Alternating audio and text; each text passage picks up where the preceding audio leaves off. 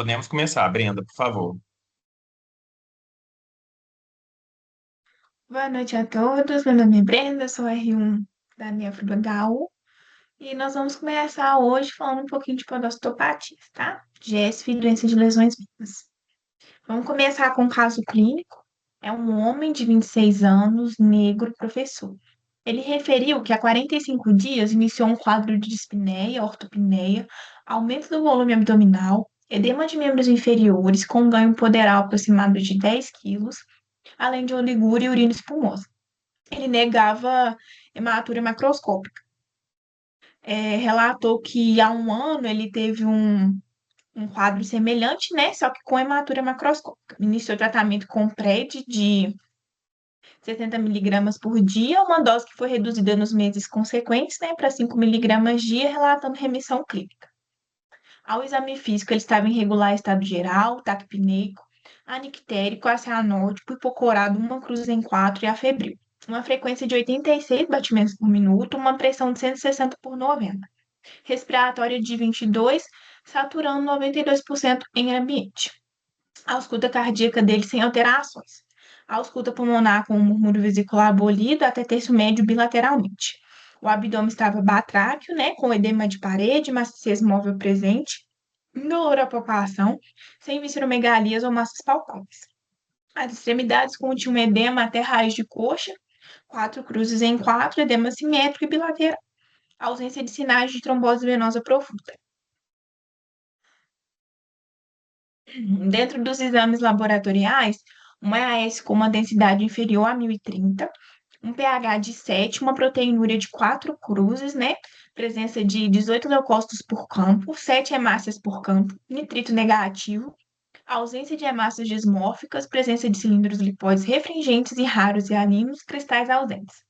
Os eletrólitos e a gasometria venosa eram normais, hemograma e coagulograma sem alterações, assim como enzimas canaliculares e hepatocelulares também. Sorologias para os vírus B, C, HIV e VDRL negativas, autoanticorpos não reagentes, né? Complemento normal, ou seja, pesquisa de secundarismo negativo.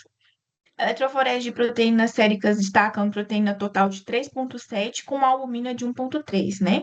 Alfa, beta e gama globulinas em níveis inferiores ao da normalidade também. Aqui, eu destaquei alguns exames laboratoriais importantes à admissão desse paciente, que ele cursava com ureia de 65, uma creatinine de 0,72, com uma taxa de filtração glomerular de 148 pela CKD-PI, uma proteinúria de 24 horas de 27 gramas, né, 27,37 gramas, uma albumina de 1,3, colesterol total de 414, triglicerídeos de 271, com um LDL de 269, vitamina D baixíssima de 7 e uma hemoglobina de 16,4. Então, dentro dos exames de imagem, a gente tinha ultrassom de rins e vias urinárias. Os rins estavam tópicos, com dimensões normais, os contornos lobulados, um parênquima renal com ecogenicidade preservada e uma boa diferenciação córtico-medular. O rim direito media 10,4 centímetros, né, com espessura de parênquima de 1,8, e o esquerdo 10,8 com espessura de parênquima de 1,7. Ausência de evidências de imagens calculosas ao método e também ausência de dilatação pielocalicinal. Então, o que que a gente tem no fim das contas, né? A gente tem um diagnóstico sindrômico de um paciente que tinha uma síndrome nefrótica e a gente vai postular as hipóteses diagnósticas, em que a número um vai ser a glomerulosclerose segmentar e focal, depois nefropatia membranosa e a terceira a gente considera a doença de lesão mínima. Por que que a GESP seria a primeira? Ela é a principal causa de síndrome nefrótica no adulto, né? Tem uma faixa etária compatível, é, ali por volta dos 20 a 40 anos. Raça negra, né? O complemento era normal e é uma doença que realmente pode ser corticosensível. Nefropatia membranosa. O que a gente tem de prós para ela, né? É a segunda causa mais comum de síndrome nefrótica no adulto, tem uma proteinúria elevada, sem a piora da função renal, né? O complemento é normal. O que que a gente fala contra? É mais comum em caucasianos e também não costuma responder a corticoides de maneira isolada. Doença de lesão mínima. É a terceira causa mais comum de síndrome nefrótica no adulto. Ela é altamente corticosensível, mas tem uma alta frequência de recidivas também, né? O complemento é normal, então isso falaria a favor. Em relação aos contra, a gente lembra que a faixa etária da doença de lesões mínimas não é essa da idade do nosso paciente, costuma ser um pouco mais inferior. A gente procedeu à biópsia, né, desse paciente e o exame histológico demonstrou 12 glomérulos. Os tufos exibiam discreta proliferação mesangial, com expansão leve e segmentada da matriz em 3 glomérulos, formando sinecas em região do polo urinário, ali na porção da cápsula de Bowman junto ao túbulo proximal. Os capilares ele tinham luz pérvia, né? A membrana basal não apresentava alterações significativas, túbulos intertícios sem alterações, duas artérias interlobulares com fibrose intimal e o exame de imunofluorescência negativo na totalidade da amostra. Conclusão: glomerulosclerose segmentar e focal, variante type lesion, né? Variante apical, que eu vou falar um pouco mais à frente. Então vamos lá. O termo, né, glomerulosclerose segmentar e focal, ela vai referir a uma síndrome clínico-patológica que se caracteriza por uma proteinúria, usualmente nefrótica, apagamento ou fusão dos processos podocitários, né, lesões escleróticas que inicialmente acometem a porção do tufo glomerular de forma segmentar e de parte dos glomérulos, né, de forma focal. Porém, né, com a progressão da doença, a esclerose ela pode evoluir assumindo um padrão difuso e global. Dentro do ponto de vista da epidemiologia, a gente sabe que existe uma grande variação na frequência das glomerulopatias primárias. Tanto varia entre a população de forma geográfica, né, de acordo com o local, como de acordo com as raças. Porém, a prevalência da GESF em relação às outras glomerulopatias, ela vem aumentando no mundo todo. E é uma das principais contribuintes, né, para a doença renal crônica dialítica. No Brasil, em especial, ela é muito prevalente. Ela é responsável por cerca de 30%, né, das glomerulopatias primárias. E essa prevalência, ela parece ser mais estável em qualquer faixa etária, mas ela é dita a principal causa de síndrome nefrótica em adolescentes e também adultos jovens, né? Até pela queda da incidência de doença de lesões mínimas a partir dos 10 anos de idade e do fato da glomerulopatia primária, ela iniciar mais ou menos por volta dos 30 anos e ter um pico por volta dos 50. A incidência em crianças e adultos, ela vai ser maior em negros e também em descendentes, né, do que quando comparado com brancos e asiáticos. E um fato relevante é que essa maior prevalência, ela provavelmente está associada à presença da mutação no exon 7, né, do gene da apolipoproteína 1, da ApoL1, que ocorreu, né, assim, um fato histórico que a gente já sabe para proteção contra o tripanossoma, que provoca a doença do sono. Essa mutação, ela é resultado da substituição de dois aminoácidos, tanto a serina para glicina e isoleucina para metionina, né, que é chamada mutação G1. A, a outra é uma deleção de dois aminoácidos, que é a asparagina e a tirosina, que é a G2. Então, se a gente tem a concomitância desses dois alelos de risco, seja G1, G1, G2, G2 ou até G1, G2, a gente vai ter uma maior chance de GES e até mesmo de outras doenças renais. Dentro da classificação etiológica, eu destaco essas três, né? Que são as origens aí que merecem muita nossa atenção, tanto do médico nefrologista como também do clínico geral. Nós temos a GES primária ou idiopática, que na maioria das vezes está relacionada a um fator circulante, a GES genética, né? Que geralmente está associada a mutações mais conhecidas, como a alfactina 4, mutações na podocina, no WT1, dentre outras também, né? E as GES secundárias, que podem ser secundárias a infecções, por exemplo, HIV, parvovírus B19, citomegalovírus, esquistossomose, drogas como heroína, interferon alfa, o lítio, o pabidronato, os anabolizantes, e os nossos queridos imunossupressores também, como o sirolimus, o everolimus, e nós temos as GES relacionadas a respostas adaptativas estruturais e funcionais. Essas são divididas em dois grandes grupos: os grupos correlacionados à redução da massa renal, que a gente pode falar de agenesia renal unilateral, displasia renal, ablação renal cirúrgica, refluxo vesicoureteral, e até algumas doenças mais avançadas, que com o evoluir da doença, a gente vai ter uma redução do número de néfrons funcionantes, né? E o outro grande grupo são relacionados a uma massa renal que inicialmente ela é normal, mas que pode vir a sofrer um hiperfluxo, como, por exemplo, nos casos de hipertensão arterial, atroembolismo, obesidade, anemia falciforme e até mesmo algumas cardiopatias congênitas cianóticas também, além das relacionadas, né, ao ApoL1, como já citado. Dentro da apresentação clínica, de modo geral, né, o que a gente tem que lembrar? Que a proteinúria é o fator mais marcante. Então, a incidência da proteinúria na faixa nefrótica, no início do quadro, ela varia em torno de 70 a 90% dos casos em crianças e 50 a 70% dos casos em adultos. A hipertensão ela é encontrada em cerca de 30 a 65% dos pacientes, hematúria microscópica em cerca de 30 a 75% também dos casos, e a redução da taxa de filtração glomerular em cerca de 20 a 50%. Os níveis de complemento, eles são normais, né? Assim como os outros resultados de testes imunológicos também. Só que a depender da etiologia, como eu estava falando anteriormente, alguns padrões eles são mais esperados. Por exemplo, os pacientes que têm GES primária, a apresentação clínica esperada que a gente vai ter para eles é de uma síndrome nefrótica clássica.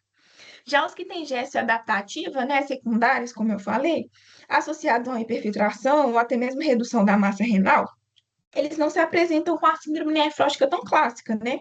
A gente espera, inclusive, níveis mais baixos de proteinúria, e às vezes, mesmo quando esses níveis estão mais elevados, esses pacientes se apresentam com albumina sérica normal e até ausência de edema. Então, fica um pouco diferente, assim, as adaptativas da primária, assim, no geral. Dentro da etiopatogenia, né?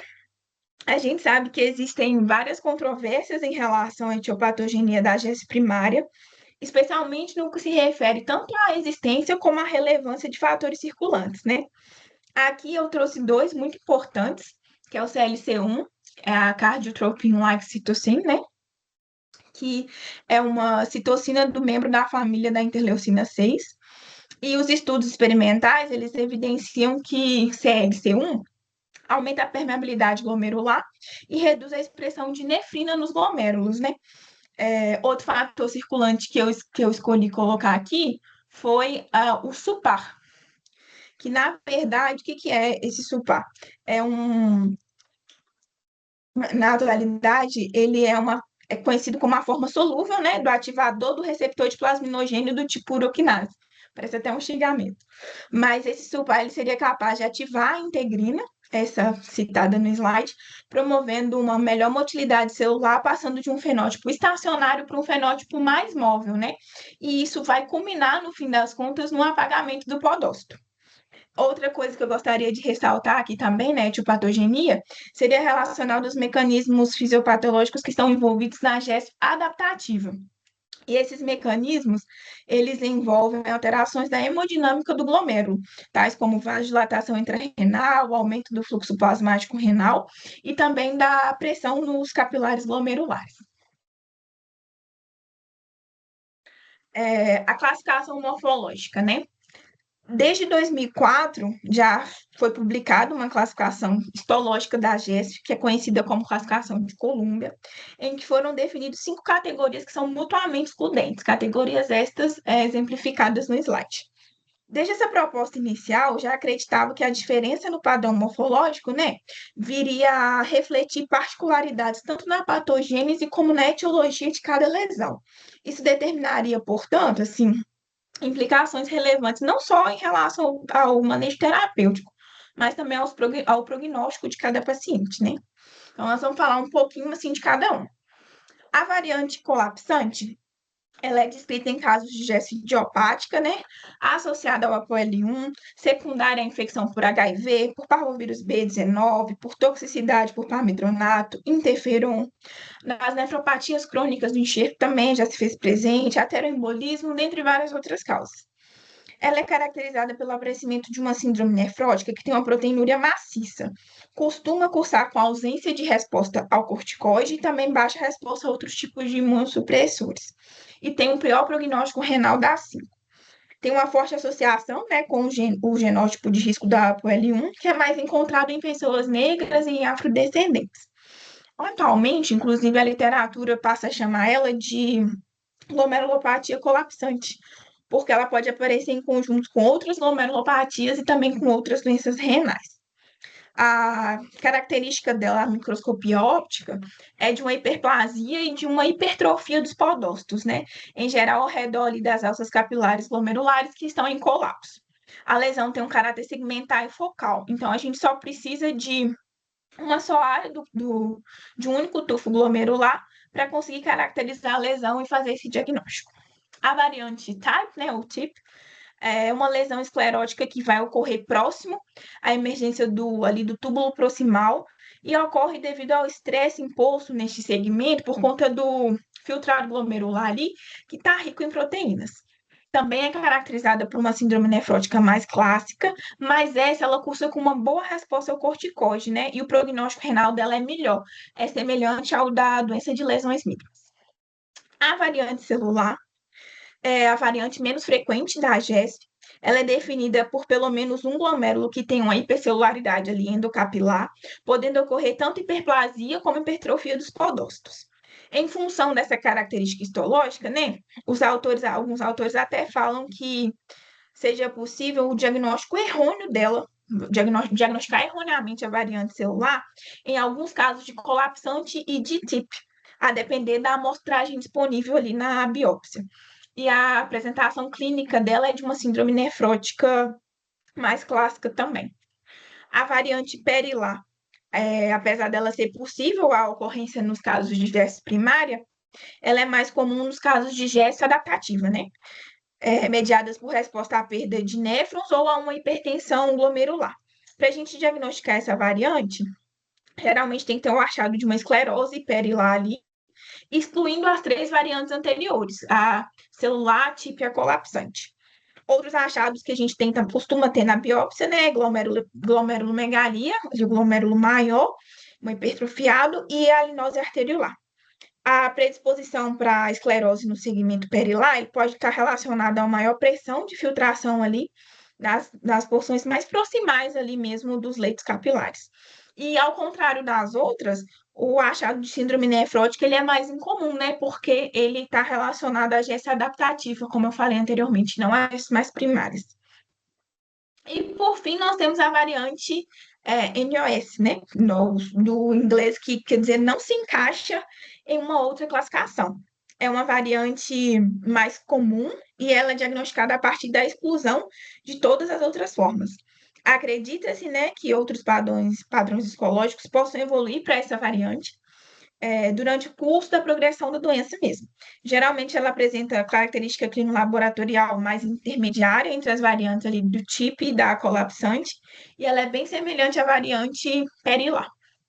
Que eu queria ressaltar dessas 5 categorias, né? Independente da variação da GESP, a gente espera uma imunofluorescência com ausência de depósitos ou presença de GM, C3 ou até mesmo os dois ali nas áreas escleróticas. O exame por microscopia eletrônica ele vai demonstrar a ausência de depósitos imunes ou fibrilares. Acho que é uma das mensagens mais importantes aqui dessa parte. Vamos entrar no tratamento. O uso das medicações, né, que atuam no sistema renina-angiotensina-aldosterona, seja um IECA, seja um BRA, ele está indicado para todos os pacientes que tenham doença renal proteinúrica. A gente sugere o uso dessas medicações, né, porque está associado a uma redução da proteinúria e também da taxa de progressão da doença renal. Pacientes que tenham síndrome nefrótica persistente ainda, a gente pode indicar o uso de polipemia antes, né, pelo risco não só da doença renal, mas também da doença cardiovascular. A decisão quanto ao uso da terapia imunossupressora, né, do tratamento imunossupressor, depende do grau de proteinúria e da função renal desses pacientes. Mas antes da gente entrar mesmo no tratamento, falar da terapia imunossupressora das GES primárias, eu queria ressaltar 3 situações em que a gente não deve indicar o imunossupressor, né? Que não tem essa indicação. A primeira delas, acho que tem que ficar muito claro na nossa cabeça, é a proteinúria não nefrótica independente da função renal. Se a pessoa tem uma proteinúria não nefrótica com a função renal normal, geralmente tem uma evolução indolente e um bom prognóstico. No caso que tenha disfunção renal, isso já pode estar representando uma fase mais avançada da doença renal ou um caso de GES adaptativa, em que nesse caso não vai ter um benefício de imunossupressão. O segundo é a síndrome nefrótica com disfunção renal com tendência a ser mais crônico, ou seja, pacientes que têm uma taxa de filtração menor do que 30, já atribuída a uma doença renal crônica, que a gente tem achados histológicos na biópsia, sugestivos da cronicidade. Por exemplo, fibrose em mais de 50% dos casos, lesões tubulointersticiais, esse paciente muito dificilmente ele vai ter benefício da imunossupressão. E o terceiro, não menos importante, é a doença viral com carga negativa. Por exemplo, aquela pessoa com HIV. Tem que tratar o vírus primeiro para negativar a carga viral, para depois pensar em terapia imunossupressora. Mediante tais fatos, a gente vai entrar na terapia imunossupressora de fato, né? O tratamento imunossupressor, ele vai ser sempre indicado nos casos de síndrome nefrótica com função renal normal, né? E com disfunção renal, mas que seja por um evento agudo, não crônico. A medicação de primeira escolha que a gente vai utilizar é o corticoide, né? O uso dessa prednisona, que está supracitado no slide, está associado a uma remissão completa ou parcial em cerca de 40 até 80% dos casos. E a dose e até mesmo a duração do tratamento, ela ainda é mais variável. Acredita-se que seja razoável a gente entrar na dose de 1 miligrama por quilo por dia, no máximo 80 miligramas dia. E se o paciente ele atingir um valor de proteinúria menor a 1 grama por dia, né?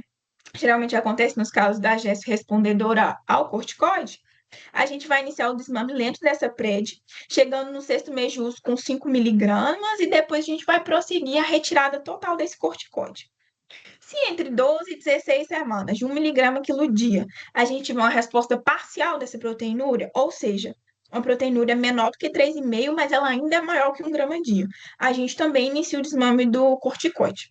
Nos casos de não resposta, né, com a proteinúria mantida nefrótica, mesmo 12 a 16 semanas do corticoide, a gente vai começar a considerar esse paciente córtico resistente, e a gente tem que retirar o corticoide também. Tem ainda aqueles pacientes que têm um alto risco de complicações relacionadas ao corticoide, por exemplo, obesos, idosos, os que têm diabetes, intolerância à glicose também, pacientes com osteoporose. A gente pode lançar a mão de uso de baixas doses de PRED, tipo 0,015 miligramas por quilo dia, associada ao inibidor da calcineurina. Isso atualmente é considerado razoável para esses pacientes. Como já introduzido, há uma outra terapia de escolha seria os inibidores dessa calcineurina, né? A gente sabe, por exemplo, que a ciclosporina ela vai ter uma ação antiproteinúrica relacionada à estabilização do citoesqueleto de actina no podócito, que é um efeito independente da função que ela tem de imunossupressão sobre as células T, né? As principais indicações para a gente optar por esse inibidor da calcineurina vai ser o paciente que é córtico resistente, córtico dependente, recidivante frequente, ou que tem toxicidade ou contraindicação ao uso do corticoide. Mas o que seria isso? A corticodependência é quando o paciente ele responde ao corticoide, porém no desmame, ou até mesmo um mês da retirada da medicação, ele já tem recidiva da doença. O recidivante frequente é aquele que, quando da volta da proteinúria, ela já acontece entre o segundo mês e o sexto mês ali da retirada do corticoide. A dose da ciclosporina utilizada geralmente é de 2 a 3 miligramas por quilo dia, é dividida em duas tomadas, né? Podendo ser aumentado pela literatura até 5 miligramas por quilo dia ou 125 miligramas de 12 em 12. A gente tem que lembrar de fazer a monitorização dos níveis séricos, né, dessa ciclosporina e também da função renal do paciente, isso é fundamental, porque tem um impacto muito grande, né, na variação interpessoal, individual mesmo, na absorção da ciclosporina e tem um risco de nefrotoxicidade aguda, que está relacionado a alterações funcionais mesmo. Então, de modo geral, a gente vai medir o nível 12 horas após a tomada noturna, né, que é o chamado C0, e níveis de C0 entre 125 e 175 são considerados adequados. Se a gente tiver uma resposta completa ou até mesmo parcial, a dose da ciclosporina ela pode ser reduzida até por volta de 0,5 miligramas por quilo por mês, até a menor dose que é efetiva para aquele paciente, né, que vai ser mais individualizado. E isso pode ser mantido durante 1 a 2 anos. Outra coisa que é importante ressaltar é que, devido ao risco de nefrotoxicidade, essa ciclosporina ela deve ser evitada nos pacientes que apresentam um comprometimento vascular ou intersticial, né? Ou até mesmo nos pacientes que têm uma taxa de filtração glomerular inferior a 50. Terceira opção são os citotóxicos, né, que a mais conhecida é a ciclofosfamida, mas a literatura cita também o clorambucil, que era utilizado anteriormente, né, antes da ciclofosfamida vir a se firmar. Esses citotóxicos eles são utilizados nos casos de recidivas frequentes ou córtico-dependência e está associado a uma taxa de remissão completa ou parcial em torno de 20 a 50%. Tem uma variação aí. O principal alvo é diminuir a incidência, né, dessas recidivas, buscando reduzir a quantidade, né, e o uso desses corticoides também. A dose que costuma se usar da ciclofosfamida é de 2 miligramas por quilo por dia e do clorambucil, salvo engano, 0,2 miligramas por quilo dia, via oral ali uma vez por dia, por um período de 2 a 3 meses, mais ou menos, é associado ao corticoide. Tem relato também do uso do micofenolato, né, que a literatura traz que pode ser utilizado de forma isolada e que tem uma boa resposta quando associada à dexametasona para a GESF. Esse uso poderia ser tentado nas mesmas indicações em que a gente vai utilizar o inibidor da calcineurina em pacientes que têm um clearance de creatina menor que 50. A posologia que eu encontrei relatada foi de 25 a 36 miligramas por quilo dia, né? Com o máximo de 2 gramas dia, fracionado ali de 12 em 12 horas. E temos também relatos do uso do famoso rituximab, que a gente já tem alguns relatos de sucesso nos pacientes córtico-dependentes, né?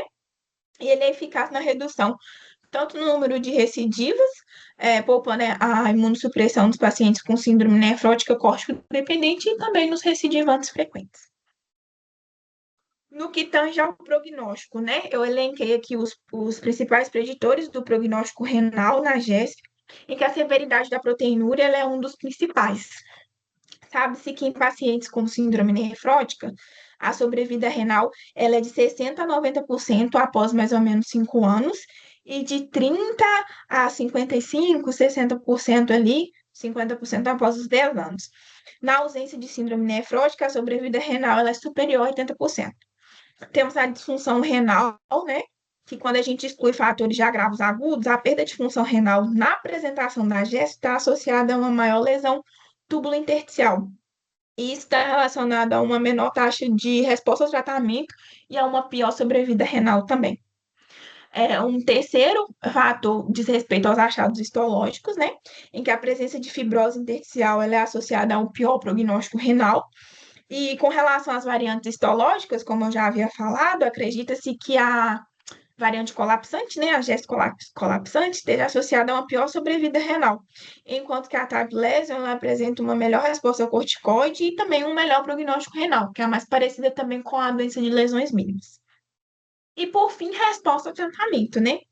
Ele é tido como melhor preditor de prognóstico renal. Tá até errado no slide, vocês me perdoem. Remissões completas ou parciais estão associadas a uma sobrevida renal em torno aí de 80% em 10 anos, 80, 90%. E pacientes que não respondem ao tratamento têm uma sobrevida inferior a 50%. Então, é um fator muito importante no que tange a prognóstico renal. Agora nós vamos entrar um pouquinho numa outra podostopatia, tão importante quanto, que é a doença de lesões mínimas, né? É a principal causa de síndrome nefrótica, né, em crianças abaixo de 10 anos, sendo responsável por cerca de 65% a 90% das síndromes nefróticas nessa faixa etária. Depois dos 10 anos de idade, ocorre um decréscimo, né, um decaimento na sua frequência, e a partir dos 19 anos ela contribui com cerca de 9 a 15% das glomerulopatias primárias. Por isso que no slide anterior do caso clínico ficou como terceira causa, né? Principalmente por conta da questão de idade, porque esse fato é muito marcante quando a gente vai pensar nas hipóteses diagnósticas para síndrome nefrótica. Dentro da apresentação clínica, a gente sempre vai pensar na doença de lesões mínimas como aquela quando tem uma síndrome nefrótica de início abrupto. É a principal coisa para a gente pensar. Outras características que são válidas de ressaltar no adulto são a hematúria, que pode acontecer aí entre 12 a 29% dos casos, hipertensão arterial sistêmica, que acontece entre 27 até 43, 45% dos casos, e a insuficiência renal aguda, que acontece entre 18 até 28, 30% dos casos.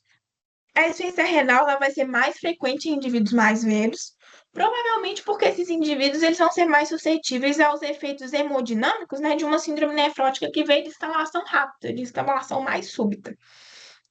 A gente espera que os marcadores de doenças sistêmicas, por exemplo, hemogramas, sorologias, complemento e anticorpos, estejam normais ou negativos. Raramente a doença de lesões mínimas está associada a causas secundárias, né? É menos incomum. Aí eu até, mas às vezes acontece. Eu até fiz uma tabelinha aqui de causas secundárias para a gente lembrar. Pode estar relacionada a doenças autoimunes, né? Como o lúpus, que é a chamada podostopatia lúpica ali disfarçada. Pode estar relacionada a miastenia graves, a doença celíaca. Dentro do campo das neoplasias relacionadas a linfoma, leucemia, timomas também. E até mesmo ao uso de certas drogas, né? Como anti-inflamatório não esteroidal, intoxicação por mercúrio, por lítio e até mesmo por medicações oncológicas, né? Os inibidores da tirosina quinase mesmo são um exemplo. Então, essa tabelinha ela sintetiza bem algumas causas secundárias mais comuns de doenças de lesões mínimas, apesar de não serem tão comuns, né? Eu optei por colocar aqui só para a gente se lembrar, não esquecer que pode acontecer. Dentro da questão da patologia, ela é caracterizada, né, por uma síndrome nefrótica, em que a biópsia renal, assim, do ponto de vista tanto da microscopia óptica como da imunofluorescência, vai ser normal. Para a gente ter uma maior certeza, inclusive, que é doença de lesões mínimas, os autores de alguns artigos até falam, né, que para diferenciar de uma glomerulosclerose segmentar e focal que seja pouco representativa, tem que ter a necessidade, assim, de 20 a 27 glomérulos, que seria o ideal. Se tiver essa representatividade, assim, de 20 a 27 glomérulos normais na amostra da biópsia renal, a gente poderia fechar em doença de lesões mínimas. A microscopia eletrônica ela não consegue fazer a diferenciação entre GESF e doença de lesões mínimas, né? No caso, a GESF primária, porque nas duas vai ter fusão podocitária em mais de 80% da área. Então, assim, do ponto de vista prático, para a gente fechar o diagnóstico, um paciente que tem uma síndrome nefrótica, lembrando, uma síndrome nefrótica com principalmente três critérios ali: edema, proteinúria maior que 3,5 gramas por dia e hipoalbuminemia. E uma biópsia renal com uma boa representatividade, com laudo de glomérulos normais, tanto pela microscopia óptica como pela imunofluorescência, para nós vai ser igual ao diagnóstico de doença de lesões mínimas ali. Da patogênese. É, a patogênese da doença de lesões mínimas, ela continua, assim, incompletamente elucidada. Coloquei aqui o que eu achei de mais interessante, assim, de relevante da literatura para nós. O que eu encontrei? Achados que do CD80, né, que ele estaria aumentado na urina de pacientes que têm doenças de lesões mínimas em atividade, ou ausentes, né, nos pacientes que têm doenças de lesões mínimas remitidas ou outras glomerulopatias, levou, né, aos cientistas a ideia de que a patogênese envolveria alguns mecanismos de disfunção de célula T. Esse CD80, que antes era conhecido como B71, ele é uma proteína transmembrana que está presente nas células apresentadoras de antígenos, células natural killers e células B também. Ele seria um importante regulador dos linfócitos, porque ele possui duas vias de ação. Uma estimulando essas células no receptor CD28 e outra inibindo elas no receptor CTLA4. A partir assim, do conhecimento que a gente tem, né, de que o podócito, ele pode vir, dependendo do estímulo que ele recebe, a adquirir características de células dendríticas, né, ou células apresentadoras de antígeno, e vir a expressar o CD80, a literatura comprovou nesse aumento desse CD80 na urina de pacientes que vinham a ter doença de lesões mínimas em atividade, né, ao contrário daqueles que tinham outra glomerulopatia ou a doença em remissão. Não foi demonstrado um aumento sérico desse CD80. Então, assim, caiu por terra a hipótese de que ele seria considerado um fator circulante. E também não houve uma comprovação de que esse CTLA4 ele estaria reduzido. Todavia, é comprovado que tem uma maior relação CD80-CTLA4. Então, postula-se que haja uma deficiência relativa nesse CTLA4 e, por isso, uma falha na inibição dos linfócitos T. Daí viria toda a patogênese dessa doença de lesões mínimas. Entretanto, né, a expressão desse CD80, a gente sabe que pode ser mediado por Toll-like receptors, né, como o TRI do tipo 4, e por interleucina 13. Isso vai ser feito a partir, não é diretamente no podócito, não. Isso é feito a partir da ativação de NF-κ-beta e da produção de citocinas, né? Entre elas o TNF-alfa. Então, assim, de mecanismo fisiopatológico da patogênese mais ativa que a gente tem relacionada a doenças de lesões mínimas consolidada, é isso aí. Dentro do tratamento, o tratamento ele é sempre com corticoide, e toda vez que a gente vai iniciar o tratamento, a gente espera uma resposta completa, né, da resolução da proteinúria. Isso é uma proteinúria menor, né, inferior a 500 miligramas dia em mais de 90% dos pacientes. Nas crianças, inclusive, isso acontece por volta de 15 dias depois do início do tratamento, e em adultos, um mês depois.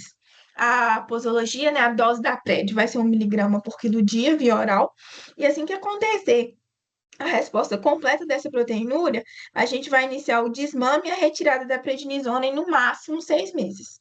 O tempo máximo de uso da PrED de 1 miligrama quilo dia, com resposta, é por volta de 3 a 4 meses, a partir do qual a gente já considera o paciente córtico resistente, tem que começar a tirar esse corticoide logo.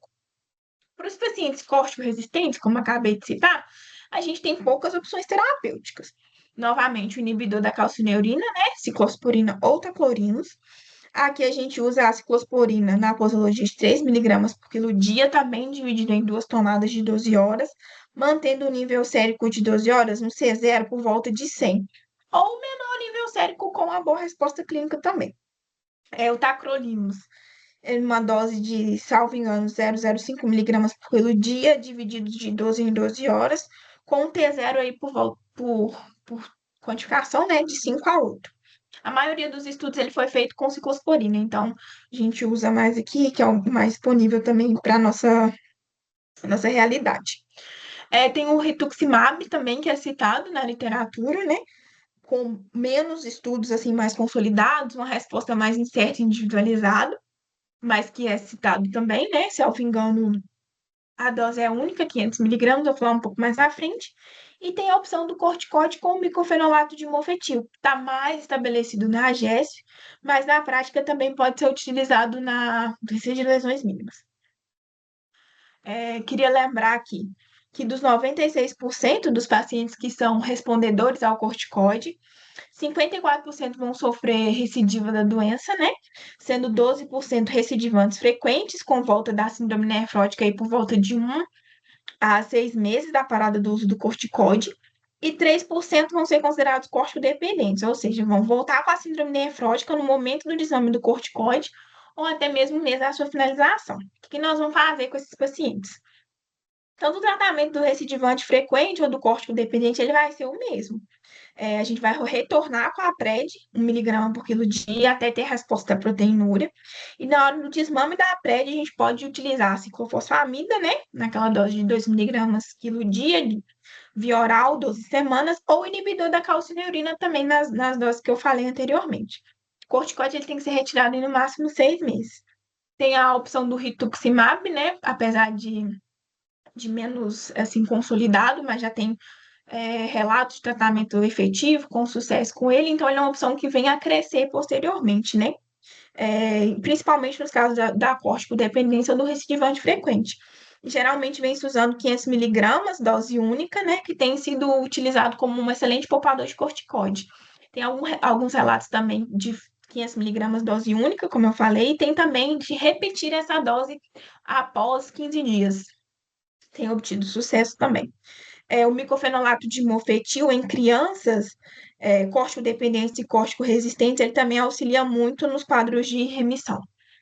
Pela excelente resposta ao tratamento, né, das doenças de lesões mínimas, a gente não espera que venha evoluir para a doença renal crônica, não. Costuma ter um prognóstico melhor e uma boa resposta terapêutica também. Bom, gente, é isso. Espero que vocês tenham gostado. E é isso.